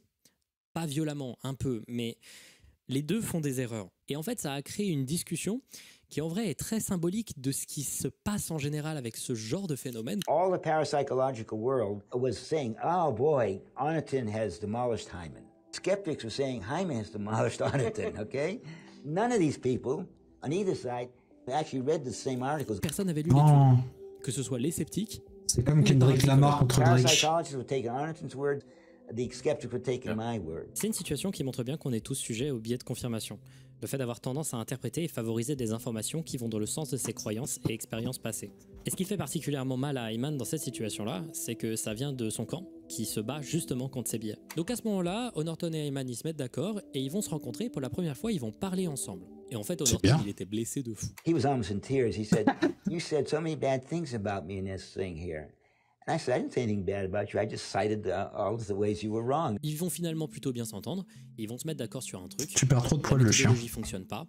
Et O'Norton va avouer que Hyman avait franchement raison et que les résultats qui avaient été trouvés dans les études n'étaient pas suffisants. Donc, avec ça, ils vont créer l'auto-Ganzfeld. C'est une nouvelle procédure qui est cette fois-ci automatisée par ordinateur et enregistrée du début à la fin. Un ordinateur choisit une cible au pif et choisit également un émetteur et un récepteur au pif dans une sélection de genres. Pour ceux qui ne savent pas, la cible, c'est l'image qu'on doit faire deviner ou les nouvelles qui venaient d'arriver, les sujets dynamiques, c'est-à-dire des cibles qui sont en fait des vidéos. Tu dois envoyer une vidéo. Ouais, mais du coup, normalement, la télépathie, c'est d'esprit à d'esprit, pas d'esprit à ordinateur. Et parmi ces 4 images se trouve la cible qui a été envoyée et la personne qui a fait le protocole Ganzfeld doit deviner la bonne. Le pourcentage de réussite doit être, du coup, s'il n'y a pas de télépathie, 25%. En moyenne, les études doivent scorer 25%. Et donc, il y a plein d'études qui vont être réalisées, plein de tests qui vont être réalisés avec cette nouvelle méthodologie qui fonctionne. Et vous vous imaginez que si on utilise la bonne méthodologie bien scientifique, avec tous les critères bien placés et qu'on est extrêmement rigoureux, si tu fais un pourcentage de réussite des études, tu obtiens 25. 32%. Quoi? Quoi? Non. Comment ça, 32%?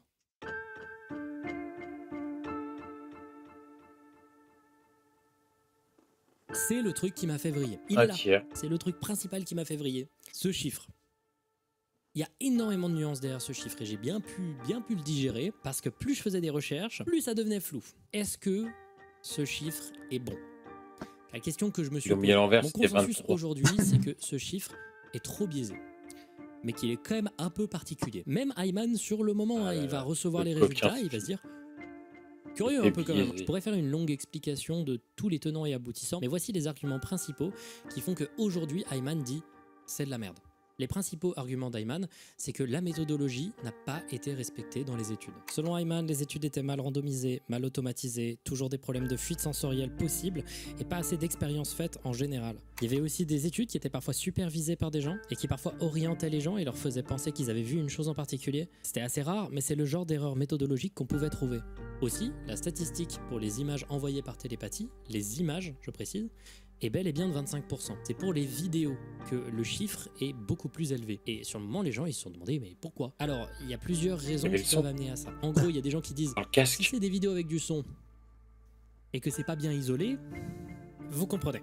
Aussi, tu peux sélectionner des gens qui ont un biais précis et tu peux analyser le biais de la personne qui va sélectionner les images et les vidéos si les gens ne respectent pas cette méthode. Mais selon moi, l'argument le plus ouf pour démonter ce 32%, c'est qu'en gros, Hyman s'est rendu compte que dans les études, plus une vidéo était jouée plusieurs fois au cours de plusieurs expériences, plus le pourcentage de réussite de l'expérience augmentait significativement. Genre, ça pouvait atteindre 50% de réussite sur certaines vidéos si elles étaient jouées plus de 6 fois au cours de plusieurs expériences. Et la théorie, c'est de dire que comme c'est des vidéos qui ont été enregistrées avec de la pellicule et qui sont jouées avec de la pellicule, elles se dégradent au fur et à mesure qu'on les joue. Et donc certaines personnes vont choisir la vidéo la plus dégradée et du coup il y a plus de chances du coup qu'ils tombent dessus. Il se peut aussi que si des vidéos sont réutilisées régulièrement comme la cible à atteindre, bah les sujets de l'expérience vont communiquer entre eux et deviner plus facilement du coup la solution. Autre argument que je trouve très intéressant, c'est que même si les résultats étaient bons, ça ne prouverait pas pour autant l'existence de la télépathie et des perceptions extrasensorielles. En soi, ça pointe juste une anomalie statistique qu'il faut essayer de prouver, et l'explication de la télépathie n'est pas forcément la première qui viendrait en tête. Surtout que plus tard, il y a eu des expériences qui ont été réalisées, de ce que j'ai bien compris,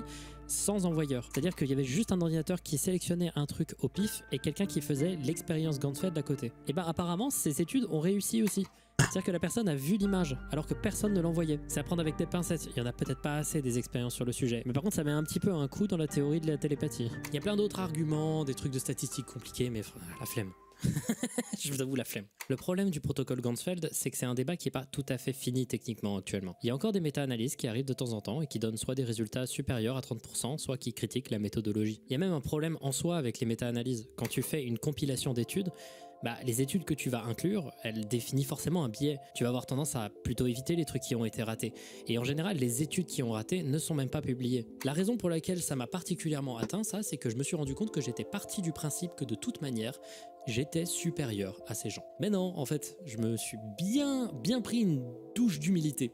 Parce qu'il n'y a pas de réponse définitive sur la question. Évidemment, la balance penche plus sur le « c'est des erreurs de méthodo », mais c'est suffisamment significatif pour que des gens demandent qu'on refasse des études quand même. Si la conclusion originelle que j'avais faite pour cette vidéo était censée être très moralisatrice, là mon objectif ça va être très différent. Je vais juste poser une dernière question qui je trouve intéressante. Pourquoi sur internet l'information est difficile d'accès? Et surtout pourquoi il y a des groupes sur internet tous très définis qui ont des discours complètement différents sur un même sujet et pourquoi on dirait qu'il n'y a aucune communication? Intéressant comme conclusion. En faisant cette vidéo que une des raisons majeures, c'est que c'est compliqué de lire une étude scientifique. Pour ça que cette vidéo a mis beaucoup de temps, c'est que lire des études scientifiques et comprendre ce qu'on te raconte, ça demande souvent d'avoir des diplômes que moi je n'ai pas. Et en vrai, je trouve que ce manque de transparence au niveau de non, il n'a pas de diplôme là. Ça peut amener à des cas de désinformation de ce type. Et là, pour l'instant, c'est pas grave. Mais quand on va commencer à avoir des cas de désinformation de ce type sur des questions genre des remèdes à des maladies graves, bah ça va amener à des situations de charlatanisme qui sont déjà arrivées. Ou alors ça va amener à des gens qui vont vendre des lunettes pour faire le protocole Ganzfeld. Au cas où, c'est une arnaque, ça coûte 99$ et concrètement, ça a le même effet qu'une feuille de papier ou des balles de ping-pong. Vraiment, n'achetez pas ça.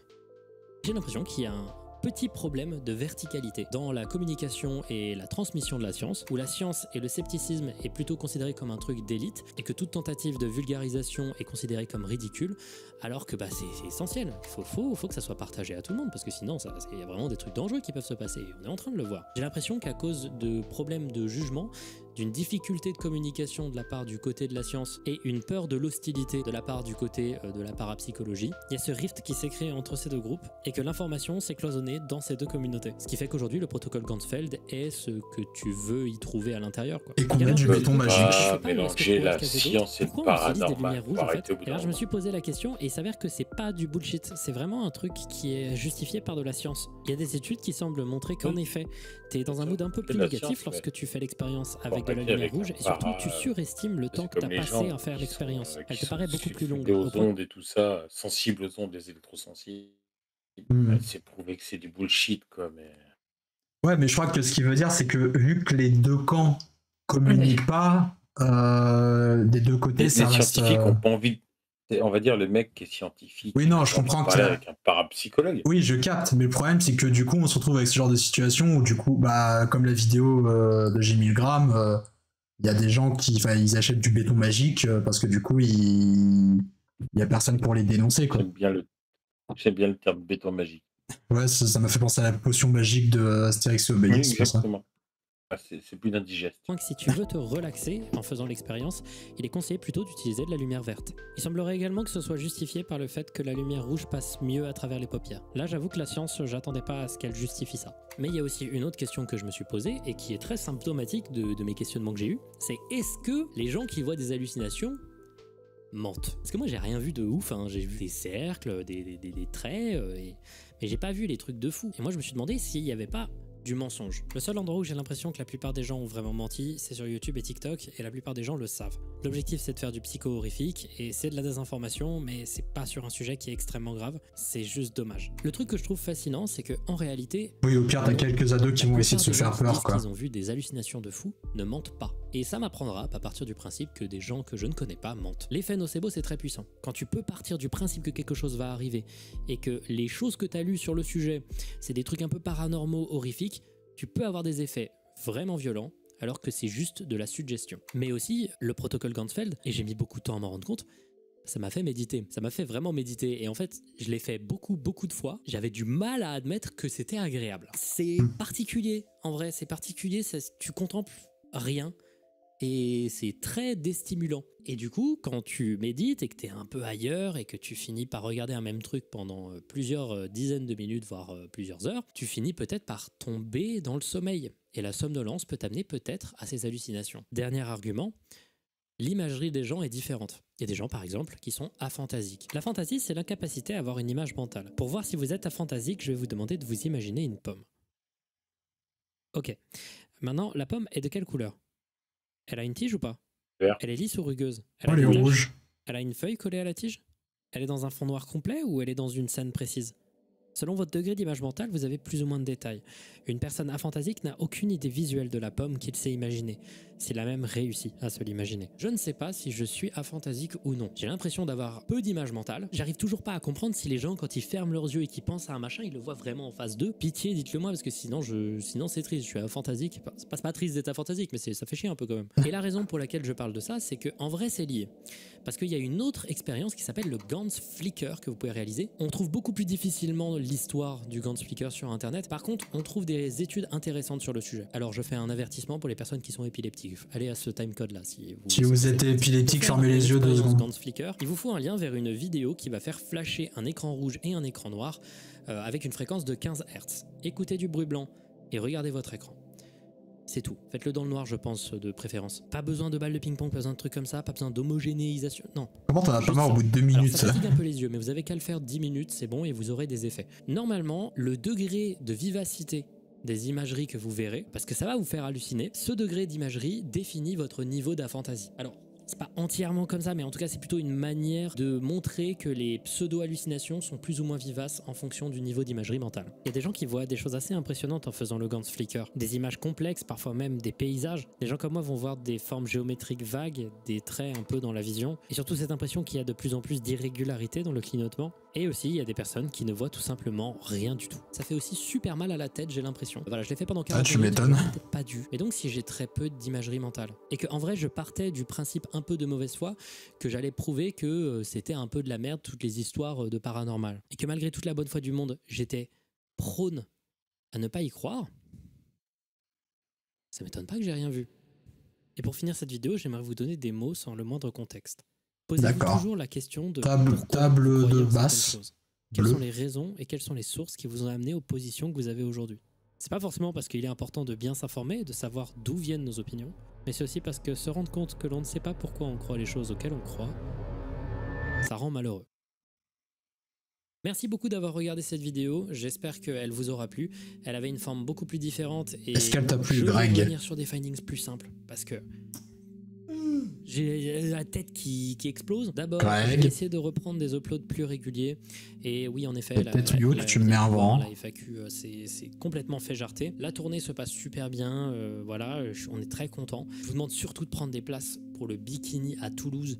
Et merde, à Paris. On n'en finira jamais de ce bikini à Toulouse. On a trop hâte de faire ça. On va dire en même temps. C'est la plus grosse date qu'on a jamais fait. Il y a plus de 1000 places, enfin même beaucoup plus de 1000 places. C'est une grosse oui, étape. Ok, je comprends pourquoi il dit alors. On adore Toulouse. Voilà, je vais moi personnellement un peu me reposer, un tout petit peu seulement, parce que c'était vraiment un cauchemar faire cette vidéo. C'était vraiment un cauchemar.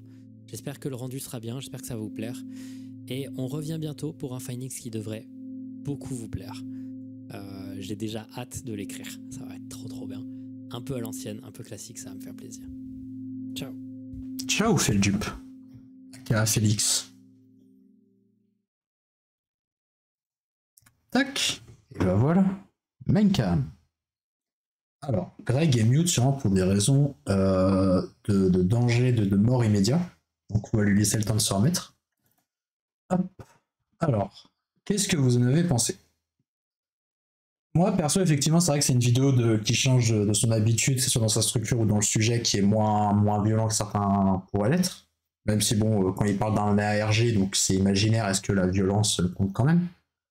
Mais moi, je l'avais bien aimé. J'avoue que le début m'avait mis assez mal, puisque ouais, c'est vrai que moi, son truc de l'angoisse, de la perception, tout ça, je me retrouve vachement là-dedans. Donc c'est vrai que ouais, moi la vidéo m'avait plu, même si c'est vrai que c'est pas sa vidéo la plus choc ou la plus machin.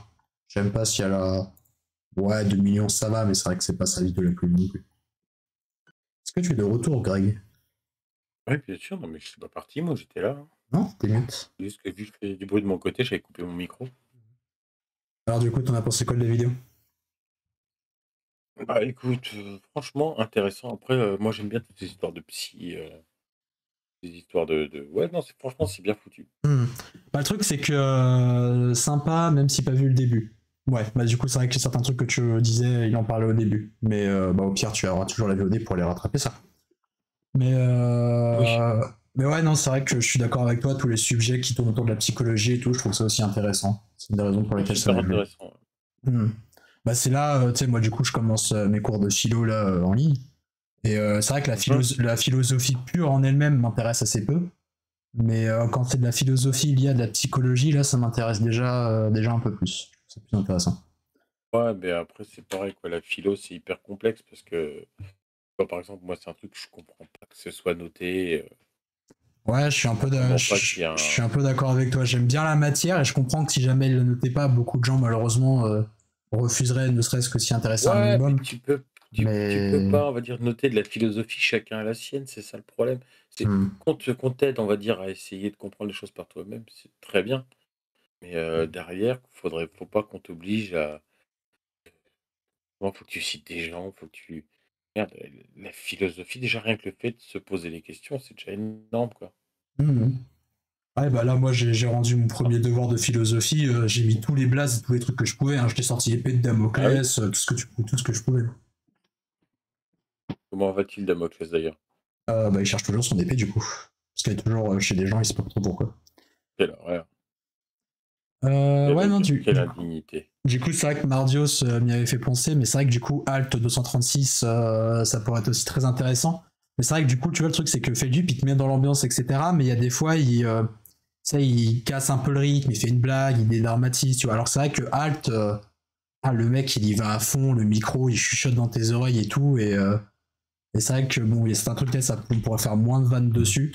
Mais n'empêche que ça reste tout à fait intéressant. Non. Mais putain, c'est vrai que le mec quand même il se fait chier, ça te sort des 2h50 de soundtrack qu'il a fait lui-même, il sort des livres. En fait ouais, il a deux formats, soit en fait il a un format après il fait des grosses vidéos, tu vois, c'est 1 heure minimum quand c'est pas plus. Mais en gros, soit il a des trucs, une émission mythologique, bah je peux vous montrer vous aussi le chat.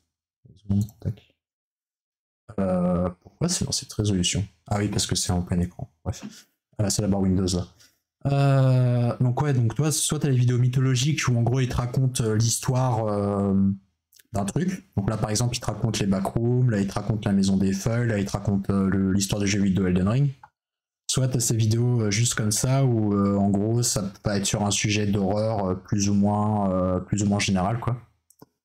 Donc voilà, tu vois que 3 heures à la poursuite du Graal séquentiel, c'est toile de cauchemar. Ah bah tu vois, celle-là que moi j'ai vue, le mystère de l'île des morts. Mais voilà, c'est vrai que c'est très intéressant, mais c'est peut-être un chouïa trop intéressant. Mais ça peut valoir le coup de façon de tester un En plus, c'est plus des vidéos à écouter, on va dire, qu'à regarder pour la plupart, je suppose. Ça dépend, parce que je trouve quand même que des fois, quand ils te montrent, par exemple, celle sur le mystère de l'île des morts, même si tu la décrit visuellement, ça aide quand même de voir la peinture, mais c'est vrai qu'en vrai, oui, c'est des vidéos, je pense, qui pour la plupart peuvent s'écouter plus ou moins bien. Ouais, c'est ce genre de conneries que je peux écouter au taf, quoi. Le mec qui fait de la plomberie, mais qui en même temps se chie dessus.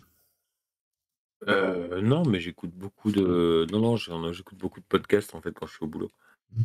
T'écoutes genre des podcasts humour ou genre qui t'apprennent des trucs? Ça dépend des fois. Ça peut être aussi bien du Christophe Andelat, qui te raconte des histoires horribles et qu'on puisse passer, ou comment il s'appelle Laurent Deutsch qui te raconte l'histoire, pas l'histoire en général déjà. Salut. Non, non, franchement, il y a des trucs sympas.